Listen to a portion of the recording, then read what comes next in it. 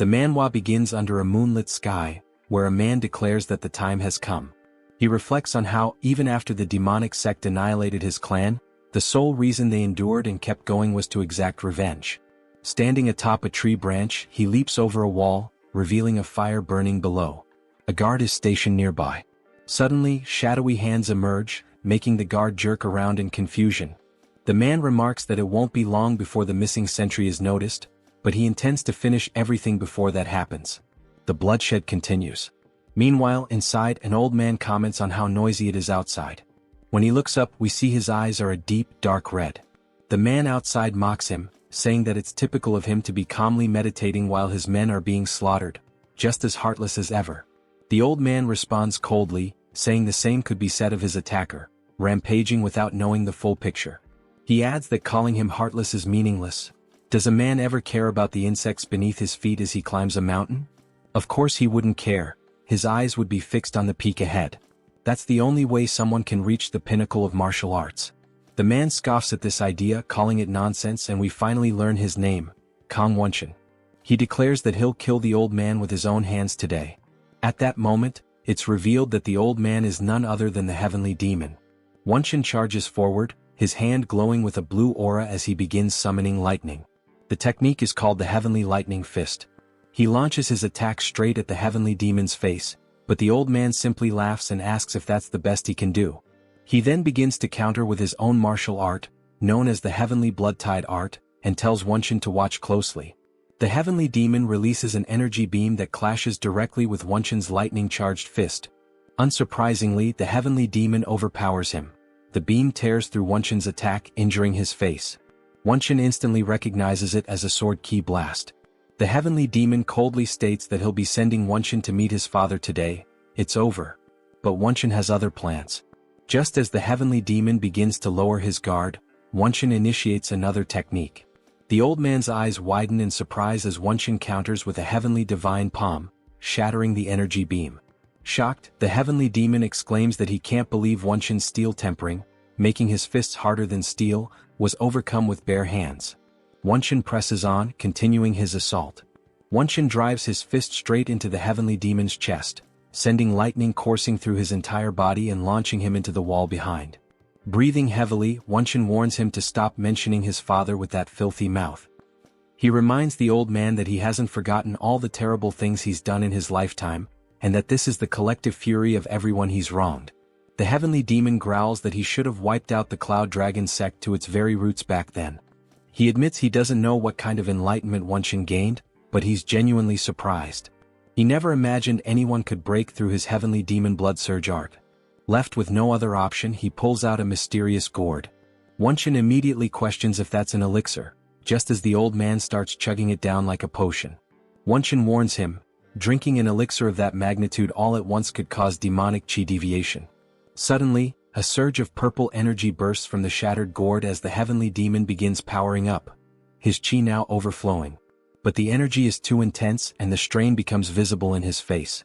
His eyes bulge and with a furious roar, he releases a powerful shockwave that rips through the air. Wonshin instinctively raises his arms to shield himself from the violent gust of wind blasting past him. Wonshin can't believe what he's seeing, then suddenly hears the heavenly demon calling out to him, from behind. As he turns, the attack is already closing in. The heavenly demon declares that it's time for Wonshin to vanish. Wonshin realizes it's too late to dodge, until someone else suddenly casts a spell. A barrier forms just in time, shielding Wonshin from the deadly blow. He recognizes the protective shield and is stunned. Moments later, a man enters the scene, apologizing for showing up late and saying he got distracted goofing off. Wonshin calls him the Great Mage, but the man waves it off, annoyed, saying he told him not to use such a cheesy nickname.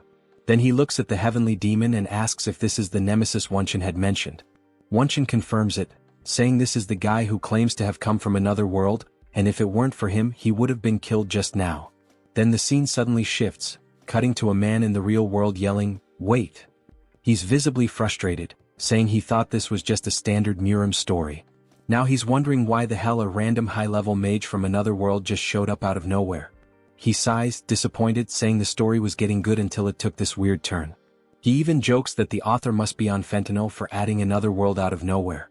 We're introduced to this man, His name is Jin Seowoon and he's 23 years old. His phone starts buzzing. We learn that he was discharged from the military 6 months ago and is currently preparing to return to college. One of his friends messages him, asking if he's up for grinding some ranked matches. Seowoon just sighs, wondering if his buddy seriously has no one else to play with.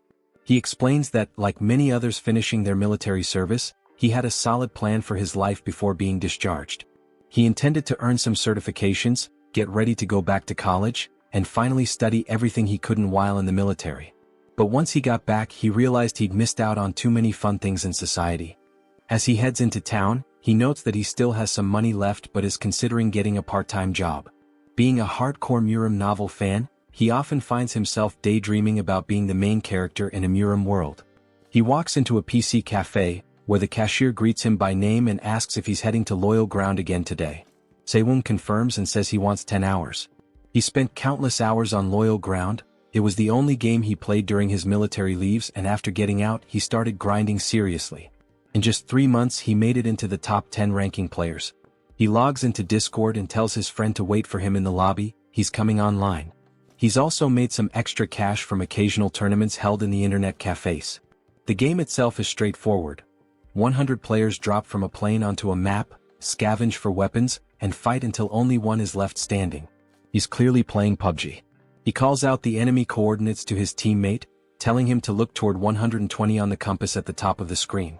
He opens fire and takes both enemies out instantly with clean double headshots.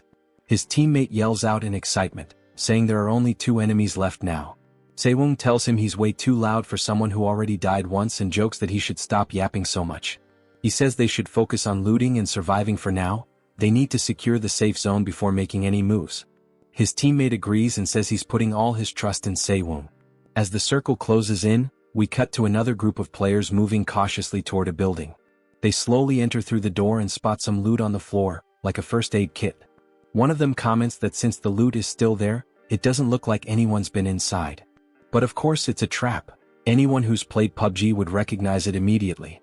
As one of the players moves in to grab the free loot, we see Seowoon's character crouched in the corner, full-on camping the spot. Gunshots ring out. The second player outside hears the shots and realizes his teammate's been killed. Shocked, he says he can't believe the enemy was hiding inside the whole time. He tries to run away instead of avenging his teammate, but as he turns he gets shot in the back of the head. He's now the last one standing, he's won the chicken dinner. Seowoon lets out a sigh while his friend thanks him for carrying the game. Seowoon just tells him to queue up again, but adds that he really needs to lock in and start studying tomorrow. It's the kind of thing we've all said before. Classic procrastination. Then a notification pops up on his phone. He looks down and reads a message asking if he's been studying well. The sender says they've transferred his academy fees along with a little extra for food, and apologizes for not being able to send more. Seowoon replies with a thank you. We learn it's from his mom, and says he's going to sleep soon. He then turns to his friend and says he's done playing, starting tomorrow. But his friend reminds him they had planned to join a clan war together. Seowoon tells him he can't, he's enrolling in an English academy. Every time he reads one of his mom's messages, he feels a wave of guilt. He's been living like this, stuck in limbo, for months now. That night, back in his apartment, he ends up doom scrolling on his phone. Among the videos and shorts, he comes across clips about mysterious individuals being spotted overseas, people claiming to possess strange powers and referring to themselves as players. Seowoon says that when he tried clicking the video to learn more, it was suddenly deleted. Strange, but he shrugs it off and decides to get some sleep. The next morning, as he heads out for the academy, his friend calls, saying they should start prepping for the upcoming clan war. Seowoon agrees to help him out with one final game. But just then, a strange purple light begins to glow behind him. He turns around, completely stunned, wondering what's happening. The light quickly engulfs him and his backpack drops to the ground. He vanishes without a trace. As the light surrounds him, Seowoon starts to panic, questioning what that light was. He had just committed himself to finally start studying. Was this some kind of punishment for deciding too late? When he slowly opens his eyes, he hears people speaking Russian around him and wonders why everything is suddenly so loud. Looking ahead, he sees people fighting with swords and casting spells. Completely confused, he asks himself what the hell he's looking at and why there are so many people dressed like cosplayers. As he watches them casting actual magic, he begins to wonder if this might just be a dream. Still disoriented, he looks around and spots a statue. Then out of nowhere, a voice echoes in his head, 100 players have been detected. Seowoon's confusion only deepens as he realizes he's hearing a voice directly in his mind, and it's kind of loud. The statue's eyes start to glow as it announces that the system is initializing. A similar blue glow appears in Seowoon's eyes as he stands there, completely baffled by what's happening. Then the system voice continues, synchronizing language. The Russian Seowoon was hearing before is now being directly translated into Korean. A large guy standing in front of him remarks that everyone's suddenly speaking his language now. Around them, characters from what looks like a Murim setting start chatting, even casually talking about sex. Among them are two mages mid-argument. One of them, named Chiron, accuses the other, Escrow, of bringing him here. But Escrow fires back, saying that's exactly what he was about to ask him. Escrow calls Chiron shameless and says he's not falling for his lies anymore. Chiron calmly responds that whether Escrow believes him or not doesn't matter. Everyone will eventually kneel before the Demon King's power. Escrow, angered, raises his hand, summoning lightning. As an archmage, he swears he'll kill Chiron here and then take down the Demon King himself. He unleashes a spell called Escrow-style lightning, striking Chiron directly. But to his shock, Chiron emerges completely unharmed. Escrow, now clearly rattled, insists that Chiron must be the one who dragged him here. Meanwhile, Seowoon watches everything unfold, starting to realize that this is far too vivid and coherent to be a dream. The statue then speaks, announcing the start of the game. The difficulty is set to easy, the players just need to make it into the top 90. The selected map is the capital city of the King Kingdom. Rewards will be given to players who finish in the top 10 and above. The system also announces it will skip the tutorial and reminds players that no combat is allowed in the waiting room. All attacks are neutralized. A map appears before Seowoon. The statue continues, saying that for those entering Cloyd Survival for the first time, it will now give a brief explanation. The game will last for a total of 100 years, and with each passing day the playable area on the map will gradually shrink. If someone steps outside this restricted zone, they might suffer serious harm, so they must proceed with caution. The game will go on until only one survivor remains. Once the game ends or a player is eliminated, they will return to their original world. Players who fail to reach the top 90 rankings will no longer be allowed to participate in Cloyd Survival again. Soon, with the assistance of Argus's gaze, players will descend to the location they have chosen. There, they can acquire items that might help them secure a spot in the top 90. Argus wishes them luck in their efforts. Seowoon wonders if he is dreaming of loyal ground right now. The status window indicates that rewards will be given to those ranked in the top 10 or higher. Seowoon begins to sweat nervously, thinking that even if this is a dream, being surrounded by all these completely insane people is terrifying. One of them is even licking his knife. What a lunatic. Seowoon is certain that he's going to die. He says that even if this is only a dream, he doesn't want to die. And if this really is like the game, before he can finish his thought, someone suddenly calls out to him, referring to him as messy hair. The man asks why he keeps looking around and questions where he's from. Seowoon remains silent. The man swings his blade at him, asking if he's being ignored. The countdown for the game begins and the man grins. He asks why Seowoon is smiling in a situation like this and calls him insane. As the countdown hits 1, Seowoon replies that the reason he's smiling is very simple. He's having such a fun dream, so why shouldn't he enjoy it? With his knowledge of the game, which he refers to as log, he knows that defeating bastards like this and surviving will be easy. It's now day 1 of Cloyd Survival, and all the players begin dropping in from above, not from an actual airship, but simply descending through the air, surrounded by glowing auras. Seowoon notices where a nearby dwarf is looking and realizes that most people are aiming for the densely populated zones, areas packed with loot. As expected from the game, those hot zones do have more items, but Seowoon decides it's smarter to land on the outskirts and stay safe. He spots a house in the distance and thinks that should work. Yelling, "Descend!" he dives straight down toward the ground. As he plummets, he starts screaming in panic, and lands in a classic superhero pose. Luckily he's completely unharmed. But he doesn't move right away. Instead, he clutches his stomach, trying to keep from vomiting. His motion sickness is kicking in hard. For now, he tells himself he just needs to get inside the house. Suddenly, he hears rustling in the bushes nearby and freezes in alarm. Realizing he couldn't see who landed near him because of the nausea, he panics and bolts toward the house, sprinting straight through the front door. Once inside, he slams the door shut behind him. Gasping for air and clutching his chest, he mutters that if he runs into someone without a weapon he's done for. He then wonders if the guy from earlier, the one with the sword, is the one who landed near him, regretting that he might have provoked the wrong person. He glances out the window, sees no one, and assumes it was just the wind.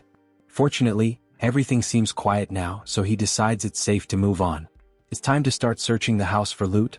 After all, in this game you get items based on where you land. As he steps forward, something catches his eye on the floor. Looking down, a message appears. He's obtained a heavy crossbow.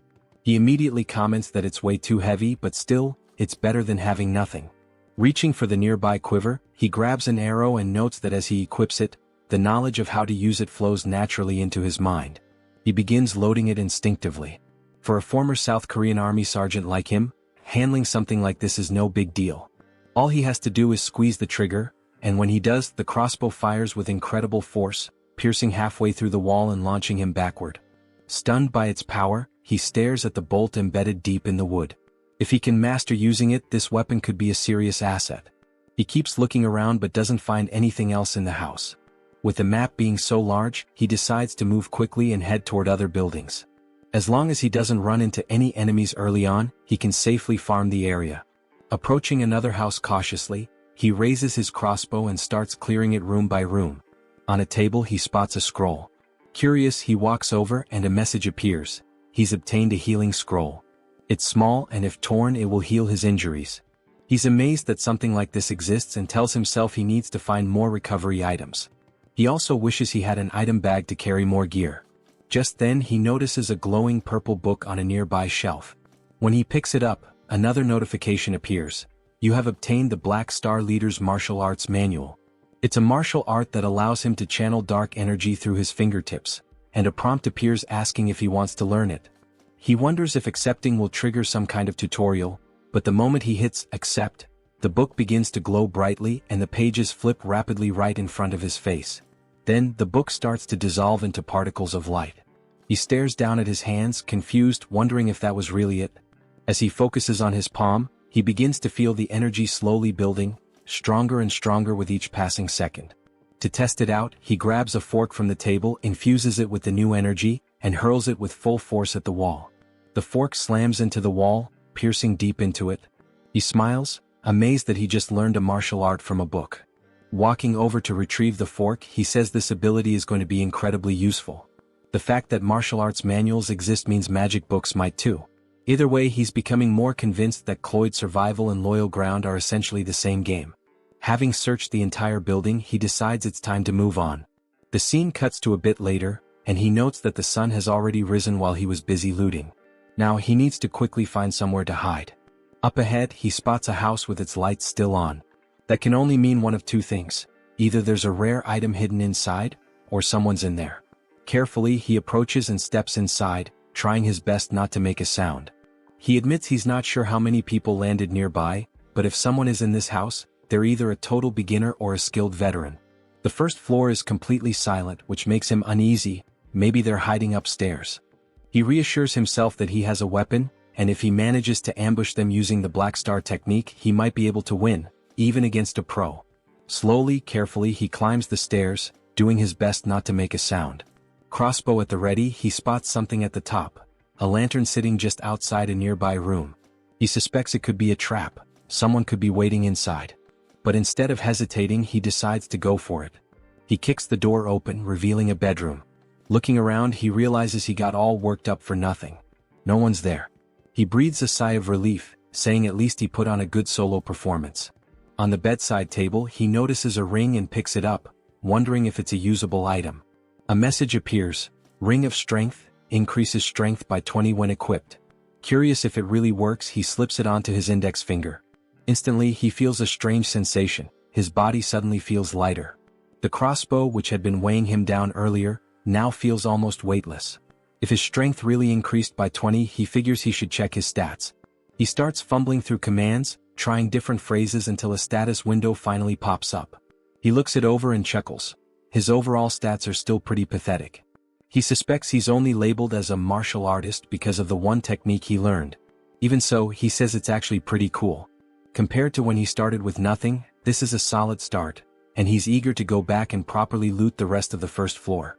He comes across a subspace ring, exactly the item he had been wishing for earlier. He chuckles, noting how convenient it is that he keeps finding rings lately. The status window explains how it works. To store an item, he just needs to hold it and either say or think the word subspace. If he uses his other hand to touch the ring while thinking of the item, it will be stored. Items can also be retrieved the same way, but if the subspace is full, nothing else can be added. He remarks that it's basically just like a video game inventory system, and clearly in this world they use things like this instead of backpacks. He activates the subspace and a glowing interface opens up in front of him. It feels weird at first, but as he places the healing scroll inside, he admits it's incredibly convenient. No more carrying everything around physically. He even wishes he had something like this in real life. It would make everything so much easier. Not to mention how useful martial arts and magic items would be if he could bring them back to the real world. He starts to wonder if anyone has been eliminated yet. Looking at the interface, he figures there must be a kill log somewhere. He eventually finds it and sees that only one person has been eliminated so far. His original plan was to keep farming until only 90 players remained, and he's managed to loot several houses and collect a good stockpile of consumables. He's also been lucky enough to pick up multiple hidden weapons, which he can now combine with his Black Star martial arts. Feeling satisfied, he thinks he's probably cleared everything useful in the area. Maybe it's time to move on, or better yet, wait here until sunrise when it's safer to travel. The powerful players he saw earlier in the waiting room are now roaming through the darkness, and with his current level, there's no way he can take them on. But if he stays hidden and manages to reach the top 10, he can keep earning valuable stat points, just like he did today. He figures there will be fewer people moving around at night, so it might be worth the risk to check out another area before sunrise. If he's lucky, he might find a good spot to loot. As he sets off, he notes that despite moving around non-stop, he doesn't feel tired at all. The Ring of Strength is doing wonders. However, even with the boost to his stats, he still feels hunger and thirst, meaning Cloyd Survival might closely mimic real-life conditions. He tells himself he needs to find something to eat. The city should have supplies, and according to the map, it should be somewhere nearby. But he's puzzled. Where are all the houses? Suddenly, a low growl cuts through the air. He hears it too, coming from right behind him. Without thinking, he dives into a nearby bush and hides, realizing he didn't hear a single sound until the creature was already close. Peeking out cautiously, he sees it in the distance and immediately breaks into a nervous sweat. It's not just any animal, it's a werewolf. And to make matters worse, there's another one standing right beside it. As he looks up, one of the werewolves lunges at him. He narrowly dodges, and the beast's attack completely shatters a nearby tree. Now, there are two of them locked onto him, staring him down like a couple of maniacs after a 48-hour gaming binge. He mutters to himself that he thought this was a PvP game. He didn't expect monsters to be part of it. If he had known creatures like this were out here, he would have just stayed put. After all, he's technically a ranker, and dying to a random mob would be beyond embarrassing. In the distance, he spots a house.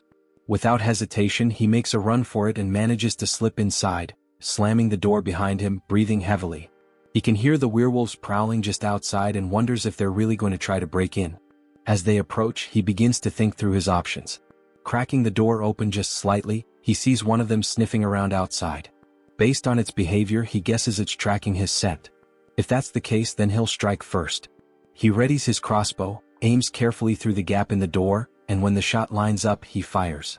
The bolt zips through the woods and sinks into the side of the werewolf's skull. The creature collapses and starts dissolving into the air. "That's one down," he says with relief. Thanks to the Ring of Strength, he can fire one-handed. Now all that's left is to take care of the last one. Now that he's reloaded, he turns to check where the other werewolf is, only to be shocked to see it standing right at the doorway. In a split second, it smashes through, slashing his cheek as it crashes in like the Kool-Aid Man. Panic hits him as the beast charges in for a follow-up attack. He quickly raises the crossbow and fires, but the werewolf blocks the bolt with its arm. The crossbow falls from his hands as the creature lunges again, ready to finish him off. For a moment he wonders if this is how he gets eliminated. But then he grits his teeth. Not yet. He activates his subspace and pulls out the first weapon he can get his hands on. It might even be a spoon. Still, he channels his Black Star martial arts into it and hurls it forward. The improvised weapon pierces clean through the werewolf and buries itself in the wall behind it. As the creature begins to dissolve into particles, Seowoon mutters, "There's no way I'm losing to a basic mob. He exhales in relief, the tension releasing all at once.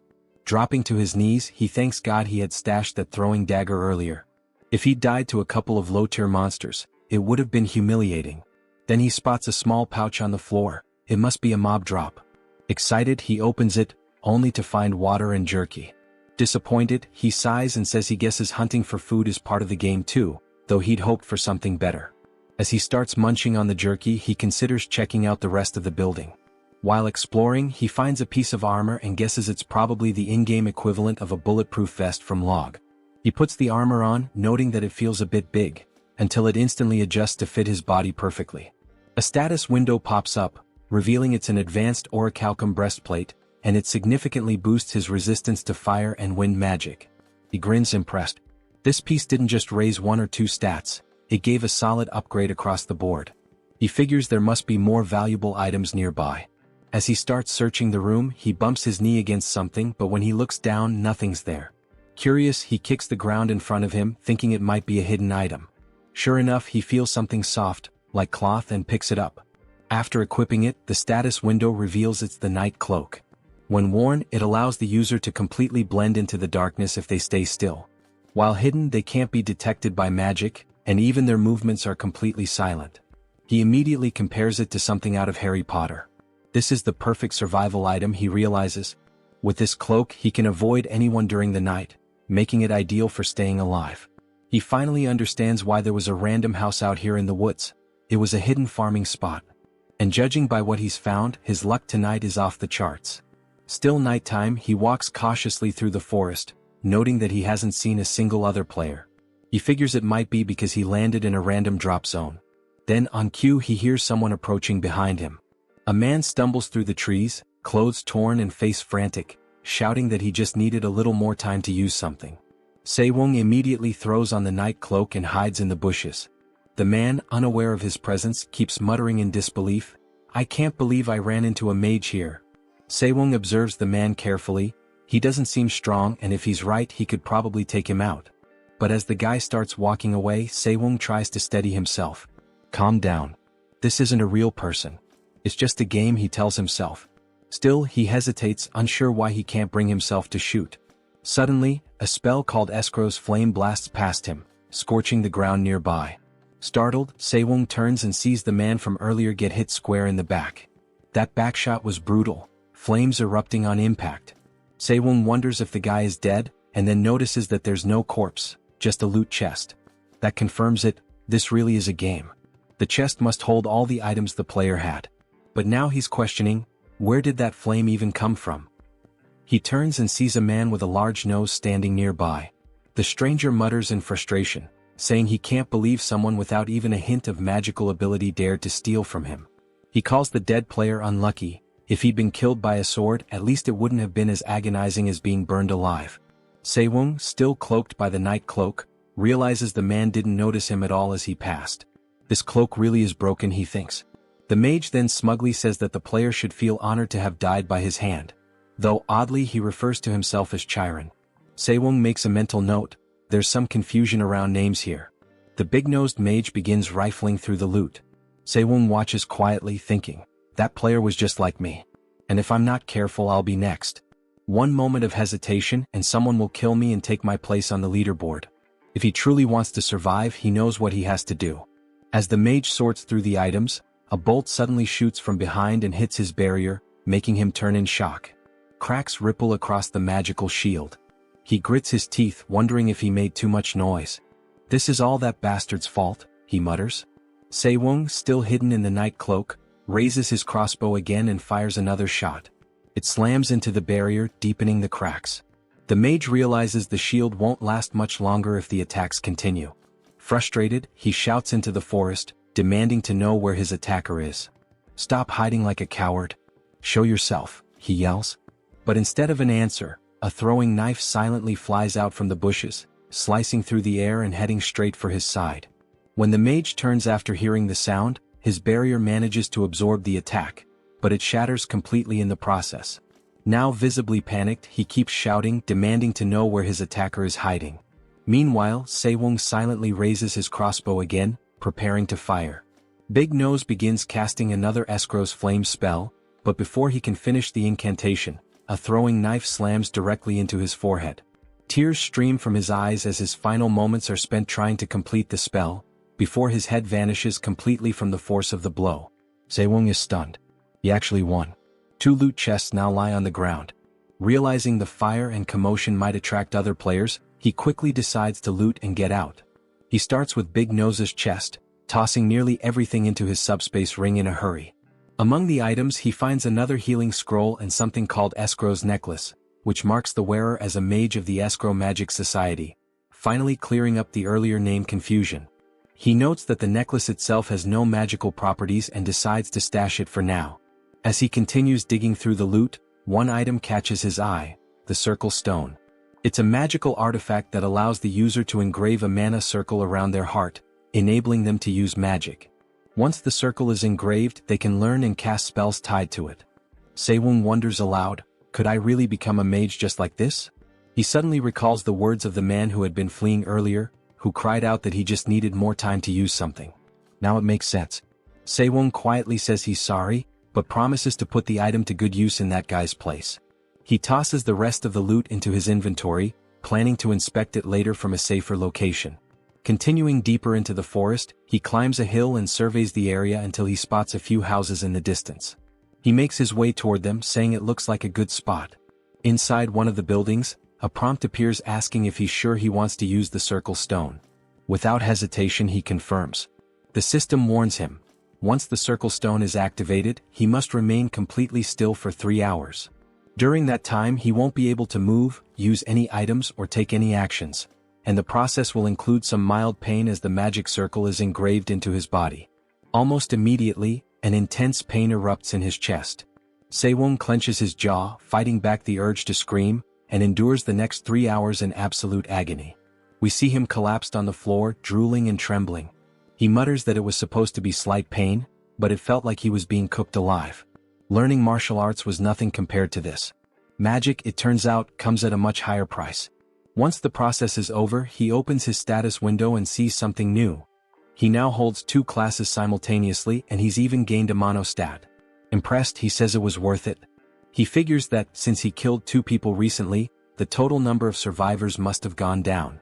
Curious, he checks the current player count, and is shocked. It's dropped drastically, only 45 out of 100 remain. He stares at the screen, asking how this is even possible. One name dominates the kill feed, Nam Sagwang. Apparently, this person is wiping out nearly everyone. We're then taken to a flashback from a few hours earlier. A man stands perched on a treetop, gazing down at others like a predator. He licks his lips as he locks onto his next target. Despite his intimidating size, the man below stumbles over a rock, an oddly comical moment given the tension. The target turns and pleads, saying he only wants to make it into the top 90. Without a word, Sagwang raises his hand, reaching out calmly as the man begs for mercy. Then, with a horrifying motion, he crushes the man's head like a zit. As the lifeless body drops, Sagwang doesn't even bother to loot it. He simply mutters that this kill was just to send a message. He wants everyone to remember his name. He is Sagwang. Back in the present, it's now day 3. Seowoon receives a system notification and shakes his head in disbelief at how many players died in a single night. One thought lingers in his mind. I seriously hope I never run into Sagwang. He then reflects that if things continue at this pace, he might actually have a shot at making it into the top 10. Before the game started, they'd announced a special reward for reaching that rank, and now he's starting to wonder what it could be. His first guess is money or rare items, but what if it's something even crazier? What if the reward is the ability to bring the skills and items from this world back into the real one? He sighs, reminding himself that there's a lunatic killer on the loose outside, and here he is daydreaming. He needs to stay focused, wrap things up, and get moving soon. Still, he can't ignore the energy he feels pulsing inside him now. It's like something new has awakened. Is this what mana feels like? He wonders. He recalls that during his looting spree yesterday, he also picked up a spell book, the Magic Book of Windball. It allows the user to create wind-based spheres, and the number he can summon scales with his magical power. Excited, he mutters, I knew it, and accepts the prompt to learn the spell. The book instantly vanishes. Confused at first, he asks, that's it? But then he realizes, the knowledge of the spell is being directly implanted into his mind. He raises his hand and begins chanting in the style of escrow magic, channeling mana into his palm. as he focuses for wind balls materialize around him. At first glance he's unimpressed. They don't look all that powerful. He gestures to flick them away, and the moment they drift back and hit the wall, they explode in a massive blast behind him. Eyes wide, he exclaims that the spell is way stronger than it looks. This is definitely going to be useful. But then fatigue hits him hard. Suddenly he feels drained. Guess that's the cost of using magic, he mutters. As time passed, a restricted zone began to appear on Seowoon's map, and the grid started to shrink. He decided to keep farming while staying close to the edges of the safe zone. With half the players already eliminated, the odds of running into someone should be much lower, but he still needs to move fast and gather resources before the boundary closes in further. Unbeknownst to him, an old man is perched silently atop a tree nearby, watching his every move. He hasn't moved an inch yet, just observing Seowoon as he walks down the path. The man murmurs, "This is getting interesting," before finally leaping forward. Time skips ahead, half a day later. Seowoon recalls seeing houses in this area on the map, but when he arrives he's met with a disturbing sight. The entire place is littered with loot boxes and bloodstains. Suddenly he hears footsteps behind him. Instinctively he panics and casts Wind Ball, launching it in the direction of the noise. The spell hits a door, blowing it apart in a burst of wind and debris. Breathing heavily, he wonders if it was just the wind. He really thought he sensed someone nearby. As he peers through the blasted doorway, he's startled by what he sees: more blood scattered everywhere. He guesses someone must be injured inside. Given that they've survived this long, they're likely carrying valuable gear, and in their current weakened state he might even be able to take them down. There's probably a ton of rare loot in there. But after a moment's hesitation he chooses to prioritize survival. It's not worth the risk. He turns and walks away. Once he's gone, the scene lingers on the other side of the door. Something, or someone, is still in there. The man inside the house peeks out cautiously and sighs in relief. Did he leave? Thank God. He mutters that if he hadn't hidden quickly he would have been dead. Still, he grumbles that if he weren't injured he could have easily taken the guy out. Now he just needs to loot what's left and get out of here. But just as he moves, an arrow strikes him in the side of the head. Too late, he realizes he got baited. As his body begins to dissolve into particles, we see Seowoon watching from a distance, quietly thanking him for falling for the trap. He wastes no time, moving in to loot quickly before heading to the edge of the restricted zone. Just then, a voice speaks up. It's the old man from earlier, the one who had been silently observing him. "You seem quite skilled," the man says. Seowoon tenses, realizing he dropped his guard. But the old man calmly adds, "There's no need to be alarmed.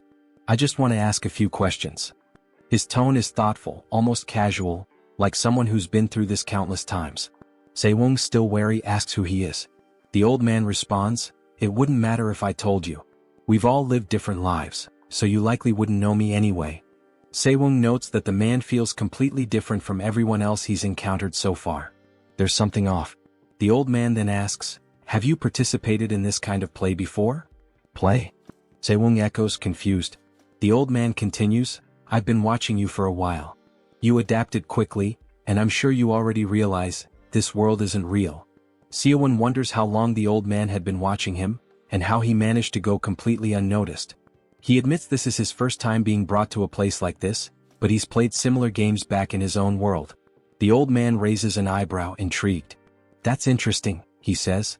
Seowoon replies that just by looking at him, it's obvious he's not from the same world. The old man nods, glancing up. "Looks like it's gotten dark." Seowoon agrees. "Yeah, already day 3. The old man then asks, "Is the moon in your world as big as this one?" Seowoon hadn't really paid attention until now but laughs and says, "No way. This moon's massive." The old man smirks. "Same in mine." Then, curious, he asks Seowoon to explain the game he mentioned earlier. Seowoon hesitates. "You sure you want to talk about this here? We could get ambushed at any moment."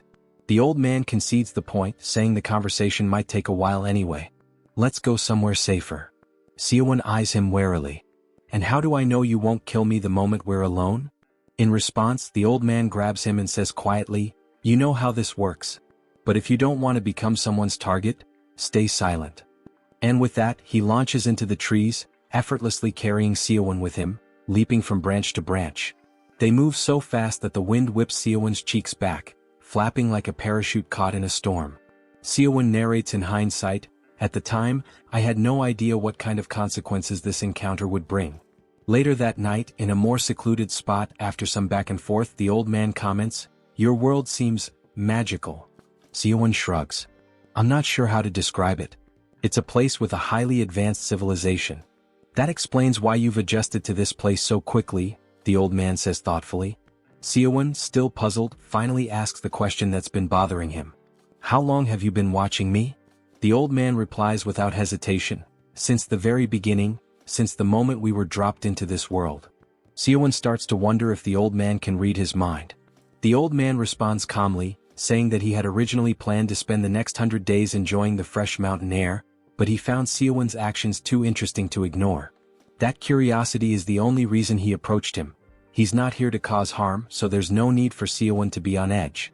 Seowoon admits he doesn't know much himself. The old man says there's something similar in his own world, and Seowoon explains that what they're experiencing here is essentially just a form of play back where he comes from, meant for fun where no one actually dies. That's why, when it comes to understanding the motives of whatever supernatural force brought them here, he's completely in the dark. The old man nods, processing it, and Seowoon adds that he's certain this game is a huge opportunity for someone. Intrigued, the old man asks what he means by that. Seowoon continues, explaining that he believes death in this game isn't the same as real death.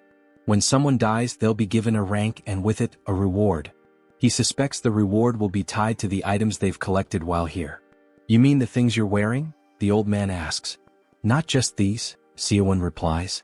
"Even the skills, the techniques, the martial arts I've learned. Oh, I don't have any proof yet." The old man muses aloud, saying that magic really is fascinating. "So you think this is truly an opportunity?" Seowoon responds, "Maybe not for someone like you. But for people struggling in the real world, people who feel stuck, these powers could completely change their lives." The old man glances at him quietly, then asks, "And what makes you think my life is without struggle?" Seowoon tells the old man that he seems like a martial arts master, someone who probably has followers and respect back in his world. That kind of life is nothing like his own, where he doesn't really have any role or value. That's why, for people like him who are struggling, this place is a huge opportunity. The old man bursts out laughing, loud and carefree, saying Seowoon sure knows how to say some interesting things. Seowoon quickly tells him to keep it down. The old man then points out that Seowoon keeps waving his hand at the air and asks what he's doing. Seowoon realizes he must not know how to open the system map, so he explains it to him. In return, the old man shares stories from his own world. They swap knowledge, tricks, and insights until before they know it, morning arrives. The old man gently taps the ground with his foot, acknowledging the new day. "Looks like I've taken up too much of your time," he says, letting go of Seowoon and setting him down. But Seowoon reassures him, "Not at all. Honestly, being around you might be the safest option I've got." He adds that he enjoyed listening to the old man's stories. The old man smiles and says that after learning so much about this game from Seowoon, he feels like he should offer something in return. Seowoon, without hesitation, asks if it would be possible to learn some of his martial arts. He says he truly wants to survive until the end, and for that he'll need help. The old man studies him for a moment, then replies, "It's not impossible." Seowoon's eyes light up with hope, but the old man adds a warning, "You'd need to be ready for the worst." Seowoon frowns. "What do you mean?" "Death," the old man says bluntly. "To grow outside the normal path you have to pay a heavy price. Are you prepared for that?" Seowoon responds, "I know I'm repeating myself, but people don't actually die here." The old man pauses, then nods thoughtfully. "If that's true, then perhaps that method could work after all.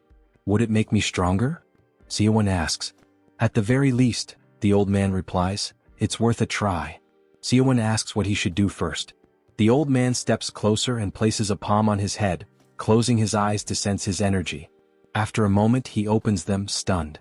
"Your inner energy is weaker than my dog's," he says, dead serious. "How the hell are you this weak?" Seowoon reminds him that there's no such thing as martial arts or inner energy in his world. The old man just nods and tells him to sit in the lotus position. He's still holding Seowoon's head like a basketball and calmly warns, "You're going to feel pain like you're dying, but you won't be able to move."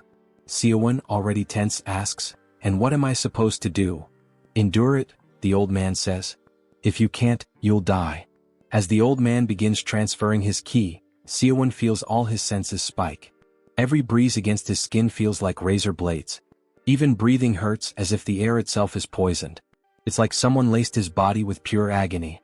He can even hear ants crawling through the grass. Suddenly, a searing pain shoots through his lower dantian and rises upward. He screams as beams of energy burst from his mouth and eyes. Drenched in sweat, he begins to panic. Is this how I die? Then, in an instant, everything around him feels frozen. In that stillness, something begins to implant itself inside his body, some kind of energy core passed from the old man. In reality, he's just trembling and drenched in sweat. A moment later, the old man calmly says, "It's done." Seowoon immediately lurches forward, fighting the urge to vomit, then gives in and throws up. The old man looks at him with approval. "If you manage to endure that, your body isn't bad. You've got natural potential. Once I fix your energy flow, you'll feel the difference." Seowoon, still shaky, asks, "What do I have to do now?" The old man reminds him, "Didn't you say you wanted to become strong, fast?" Seowoon confirms that he does want to become stronger, and the old man nods. He explains that he has temporarily pushed Seowoon's soul slightly out of alignment and opened an inspiratory gate in that space. Normally, people are only able to absorb the world's energy, or ki, through breathing. But now, with this new gate, Seowoon can absorb a different, more specialized form of energy beyond just breath. Seowoon asks, "So what exactly has changed?" The old man replies, "Every person is made up of the mind, body, and soul, and those three are bound together by life ki." He then asks Seowoon to guess what happens to that life ki when a person dies. Seowoon thinks for a moment and says, "It disappears?" The old man shakes his head. "Wrong." To illustrate, we see an image of a water droplet resting on a leaf. As it falls, the old man continues, explaining that life ki doesn't vanish, it disperses. Just like how water spreads out when it hits the ground, life ki diffuses into the environment when a person dies. It's absorbed back into nature, becoming part of the life cycle once more. But, he adds, some people view this natural process as a waste. There are those who go so far as to kill, intentionally harvesting the life ki of others. However, those who pursue that path live in a constant state of imbalance. Sooner or later, the disharmony between their yin and yang causes them to lose their martial abilities, or worse, die. The technique the old man just passed on to Seowoon is different. It allows him to absorb scattered life ki like those individuals, but without disturbing his internal balance. With it, Seowoon can gradually increase his inner energy, drawing power from what others leave behind. Seowoon asks, half joking, if the old man just handed him a guaranteed death sentence. The old man chuckles and explains that Seowoon's case is different. Unlike those who forcibly reconstructed their energy pathways to open a gate, he used Seowoon's soul to create one. Since Seowoon didn't have any inner energy to begin with, his body was like a blank canvas. It made him the perfect candidate. Instead of clashing with existing energy, his body could absorb life ki harmoniously. "Now do you understand why I gave you a mind technique that's forbidden in Jangun?" the old man asks. Seowoon thinks for a moment, then says, "It must be because of the game's setting." The old man smiles. "Exactly. I like how fast you catch on." He goes on to explain that he felt it yesterday. Whenever someone dies in this world, a trace of life ki lingers in the air. The core issue with this mind technique is that, in the real world, it thrives on killing. But here, killing is part of the rules. To survive, one has to eliminate others. By the time 100 days are up, Seowoon will have reached an entirely new level. With that, the old man says it's time for them to part ways. It'd be nice to cross paths again someday. "Wait," Seowoon calls out. "You've helped me so much, I at least want to know your name." The old man turns with a soft smile. "The name's Jang Daekian. Most call me the Deep Valley Standing Kindly. And the mind technique I passed down to you, it's called White Martial Physique Arts." Seowoon bows deeply. "I'll never forget this." Jang Daekian advises him to get used to deep, steady breathing. As long as he keeps drawing in inner energy through his dantian, his strength will steadily grow. Then he opens the system map, just as Seowoon had taught him, and comments on how useful it is. "I'll see you again if fate allows it," he says before leaping into the air, soaring off with ease. Seowoon nods, watching as the old man vanishes into the sky. He watches as the old man vanishes into the distance and mutters, "He disappeared so fast, as expected. If he could use the same Kwangong movement techniques, he'd be able to travel just as effortlessly." For now, he sticks to the plan and starts making his way back to the outskirts. He was abducted to the center in an instant, but the journey back on foot takes him half a day. Eventually, he finds himself crouched in some bushes in front of a familiar sight, a house with its lights still on. "Same as last time," he mutters. "Either nobody's inside, or it's some clueless newbie who doesn't know how to turn off the lights. Either way, he decides he's going in. He rushes toward the house, carefully enters and sweeps the area room by room. As he moves through the house, the upstairs light suddenly shuts off. He smirks. Knew it. Time to loot. But after searching the place thoroughly, he sighs in frustration. What a waste of time. Aside from a small healing scroll and some jerky, the house is practically empty. Just junk, he mutters. Came all this way for nothing. Yawning, he realizes how exhausted he is. Didn't get a second of sleep last night, talked the elder's ear off. With fatigue setting in, he decides it's time to rest. Curling up somewhere safe, he falls into a deep sleep. Morning arrives peacefully. It's now day 5. Seowoon is still fast asleep on the floor when the sound of approaching footsteps begins to echo nearby. A voice speaks up just outside the room saying, "So this house isn't empty after all." The words jolt Seowoon awake. He instantly senses the person is right outside the door and slowly reaches for his crossbow. How could I let myself be so careless? He thinks, bracing himself. As the door creaks open, the man steps inside, mumbling about finally being able to rest, only to stop in shock as he finds himself staring down the barrel of a crossbow. Without hesitation, Seowoon pulls the trigger. The bolt launches toward the intruder, but with a quick flash of steel, the man slices it cleanly in half with his sword. Seowoon curses under his breath. Great. A martial artist, this is going to be a pain. Without wasting a second, he reaches into his subspace and pulls out a set of throwing knives, channeling his Black Star technique into them. He launches them at the man, who manages to block one with his arm and scoffs, calling Seowoon a coward for using hidden weapons. Seowoon doesn't flinch. He closes the distance and grabs the man by the side of the head, slamming him hard onto the floor.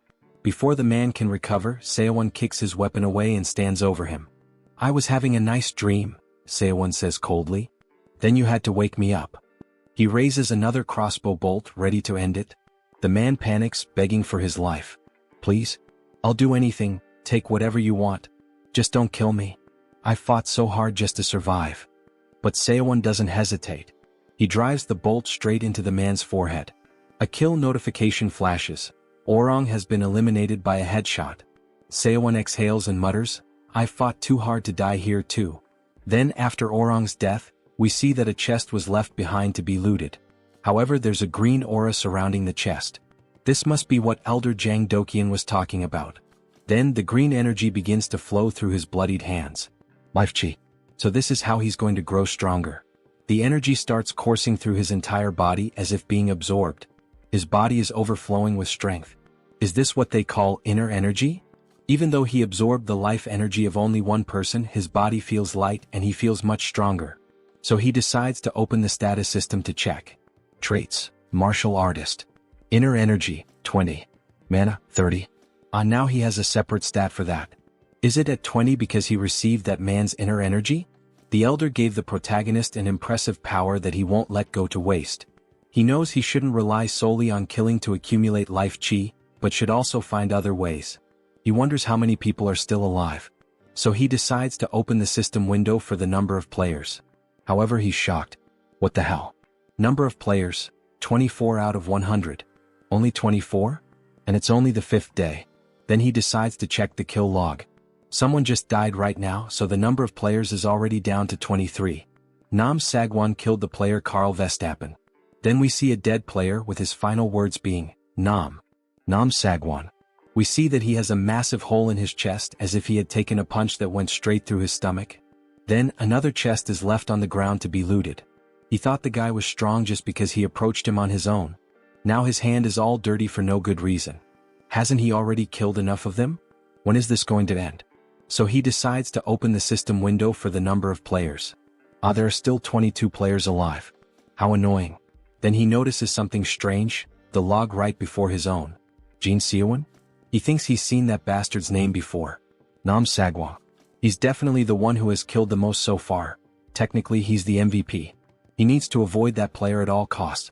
He barely managed to defeat a weak opponent.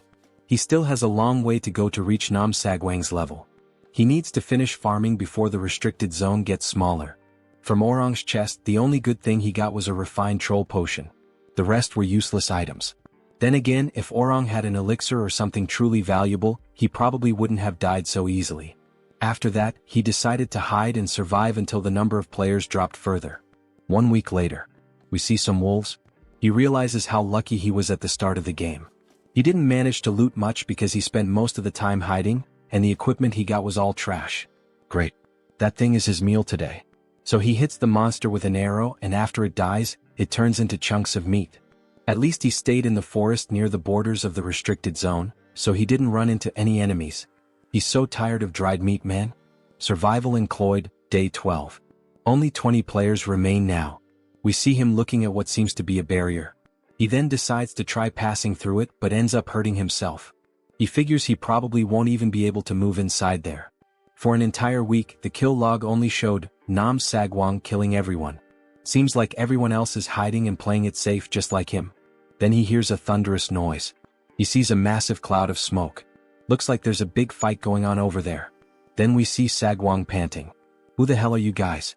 All of us gathered with the same goal, to take you down. There's no way you're winning this. Die quietly, Nam Sagwang. Then we see a group made up of at least 7 people. Warriors, samurais, barbarians, mages. So all of you teamed up just to take down one guy? Well, he should be thankful.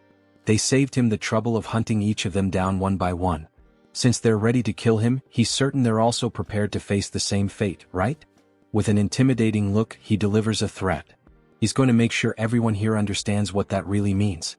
In an instant, he leaps into the sky, rising above all his enemies. Get him. Don't let him escape. Then he dives toward one of them, placing his hand on the person's head. Alright, this one's first. Then, using sheer brute strength, he crushes the enemy's head. Holy shit, how the hell did that bastard pull that off? The mage screams. Now it's 2. Then 3. Then 4. He starts killing them one by one, severing hands, decapitating heads, slashing open stomachs. That wasn't a battle. It was a one-sided massacre. The kill log made that very clear. We see him as if he were a bloodthirsty demon, insatiable and relentless. Nam Sangwang is destined to win the game, unless something completely unexpected happens. Seowoon is in shock as he sees the death notifications. There were at least 9 deaths in just a matter of seconds. That bastard, he's insane. 9 kills at once? Seriously? That piece of shit must be using some kind of cheat. We see Sagwang with his face covered in blood. Haha, that group was nothing. Just a bunch of weaklings who teamed up with other weaklings. But damn, this smell of blood is disgusting. They should have died without putting up a fight. He doesn't understand why they even scream. We see several chests on the ground, and near them, a beautiful mage's staff covered in blood. He should find a place to wash himself off. So he walks away. As night falls, we see the items still lying in the same spot, untouched. Someone starts to approach and decides to take the staff. This is Elizabeth's gear. Then we see that it's the elf mage from the beginning of the match. He swears in the name of Escrow. He will avenge her, Elizabeth. Alright, only 11 people are left. If he can hold out just a little longer, he'll make it into the top 10. But after witnessing the chaos earlier, if he wants to survive against a raid boss like that, he needs to get some really good items. By tomorrow morning, that mansion will probably be outside the safe zone. It's the last spot for a decent farming opportunity. So he decides to sneak into the mansion quietly. Wow, how extravagant. This really is a fine mansion. With marble statues, plenty of space, it's likely to have some incredible loot. Guard Royal's armor. Strength insufficient, 110 required. Do you wish to take it? He doesn't have enough strength. Carrying it would only get in the way. After all, he only has 30 strength. What bad luck. He figures there must be more here. Then on a bookshelf he spots 2 glowing items. An elixir that boosts inner energy. Duration 3 hours. Do you wish to take it? An elixir? If he uses this, could he really gain inner energy without absorbing life energy? This mansion is turning out to be a real treasure trove. Ha! You have learned a secret technique, Unstoppable Fist. Do you wish to use this item? No way, he even managed to get a martial arts manual. Still, just like with the Circle Stone's ability, he'll have to sit somewhere for 3 hours to absorb the elixir. While searching for loot, he notices something unusual. A wine cellar? There's probably something inside. But before he can check, a massive explosion goes off. He quickly realizes the fire is heading straight toward him. He narrowly escapes by jumping out of the nearest window. What the hell was that? Where did all that fire come from? Shit, he starts running for his life. He throws himself into a bush near the house. He was sure no one had followed him here. How could this have happened? Wait, It's that guy he saw back in the waiting room. Then we see the elf mage again. He was the one who caused the fire. To think he actually survived that explosion. So it wasn't just luck that he managed to kill all those people and come out alive. He'll make sure to remember his name, Nam Sagwang. The mage then begins to levitate into the sky, with the beautiful reflection of the moon behind him. What the hell is this old man talking about? Sagwang doesn't understand the reason behind his anger. If he had just kept his mouth shut, it wouldn't have been anything. If he has time to spit nonsense, then he'd better use it to fight instead of wasting it. We can see that his arm is already badly injured, leaving him able to fight with only one hand. Let's see how long he can keep talking like that. Back to you, the same Nam Sagwang who was on a killing spree, is he really just a kid? If you enjoyed this video, don't forget to give it a thumbs up, it really helps. And for more content like this, make sure to subscribe and hit the notification bell so you don't miss any updates. Let me know in the comments if you'd like to see another part. I'd love to hear your thoughts. See you next time. Bye-bye.